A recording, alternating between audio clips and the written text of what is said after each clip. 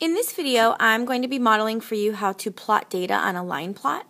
So let's first get a common understanding of what a line plot is. So a line plot is a frequency of data along a number line.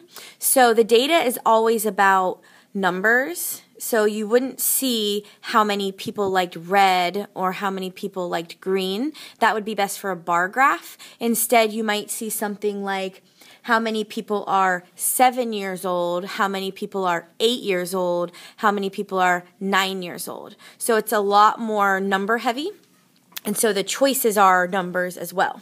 So here I have information about the length of crayons, and we are going to put this information on a line plot. Now, this is a little bit trickier because our line plot data has fractions in it, so I'm going to show you kind of the steps that I go through. So the first thing I do is I'm going to draw my number line here. And then what I like to do, because number lines will go on and on forever, I like to use the part of the number line that I need. Yeah, I could start at 0 and I could take it all the way to 20, but you'll see in my data I don't need that information. So what I like to do is I like to first look at my data and see what range or section on the number line I just need. And that's the part of the number line I'm going to make and partition. So I look for my smallest piece of data, and that's this 1 1/4. And then I look for my largest piece of data, which I see some 3s, but I do see this 3.5. So what I'm going to do then is I'm going to use a friendlier number because these whole numbers are a little bit easier to partition than if I start with a fraction. So I'm just going to start my number line with a 1 because there's nothing smaller than 1 1/4, so that's safe for me to do. I'm going to start my line plot with a 1. And then if I see 3.5, well, if I stop my number line at 3, then I won't be able to put the 3.5. So what I like to do is I like to just use the next whole number, and that's 4. And yeah, I will have a tiny bit of extra space on my line plot, but not much. If I stopped my line plot at 15, 20, I would have a lot of extra space. So I like to use whole numbers as my beginning and ending point because they're easier to partition since we have fractions in our data. And then I like to just give myself a tiny extra bit of room, but not so much extra room that I'm wasting space. So now what I'm going to do is I'm going to make my other whole numbers. So I need a 2 and I need a 3. So there's my whole numbers, but like I said, all of our data is not whole number of inches for the crayons. So I need some halves and fourths. And so we've had conversations about how if I just show halves on my line plot, I'm not going to be as precise with this data that has fourths. So I'm going to use fourths because fourths include halves, and we'll see that in a moment. So I'm going to go ahead and partition each of these whole numbers into fourths. And then I'm going to label them. So a lot of times third graders will say this is 1 and then this is 1/4. Well, it's actually 1 1/4. Not just fourth, 1 1/4. And then this is 1 2/4. And this is where it's good that we know our equivalent fractions because that's also 1.5. And then I have 1 3/4. So then I have 2 and this is 1 4/4, which is 2 wholes. So now I have 2 1/4.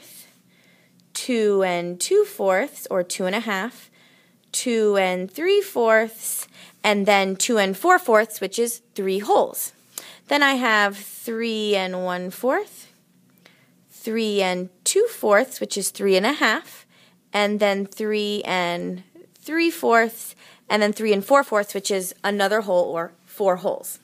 All right, so here I have my number line, and I've partitioned it. And now I can put my data on. Now what I like to do is I just like to go piece by piece and plot it. Because if I try to group things together and say, okay, I have 2 3s, let me put them on the 3s. Now I have sometimes I forget. So I just like to go one by one and check it off. So crayon number 1, 3 inches. So I'm going to put that there and check it off. Crayon number 2, 2.5 inches. Okay, that's where I need to know my equivalent fractions. 2 2/4 is equivalent to 2.5. I'm going to check that off. Now you'll notice that my X's start in the relatively same spot and they're about the same size. Because if I make tiny X's like this, or if I start one here, my data is not going to really be accurate. So I need to be really careful with that. All right, so 1 1/4 is there. Got them lined up. 2 inches. Oh, another 2 inches. 3 inches. And so you'll notice these are lined up. So I can see that right now they're equivalent. And then 3.5. Oh, I know my equivalent fractions. 3.5 is equivalent to 3 2/4. So there is my line plot that I've created. So now I could go and I could analyze this line plot, and I could say that the majority of the crayons were 2 inches or 3 inches long, and I know that because they have the most X's on them. Or I could say that there were no crayons any of these lengths because they have no X's. Or I could say 1 1/4, 2 2/4, and 3 2/4 all have 1 crayon at that length because they all have 1 X. Or I could say 1, 2, 3, 4, 5, 6, 7 crayons were measured. So I can analyze this in a variety of ways with some simple ideas or some more complex where I'm joining data together. So use this when you're making line plots. Remember that line plots always are on a number line. So you wouldn't put categories down here like how many people like red or how many people like blue, because red and blue are not found on the number line. Line plot, number line. And then I like to analyze my data to find the least and the greatest number to then help me think of where to start my number line, so that I'm only using that part. Because again, you see all my data is here, so if I had a lot of on my number line after the 4, it wouldn't be used at all. It would just be empty space. Then I partition it. It's safer to partition in fourths than in halves, just because if you do fourths, you're going to be including the halves. But if you partition in halves, you'll miss out on the fourths. And then I plot my data, and then I can analyze it. So use those steps when you're working with your line plots.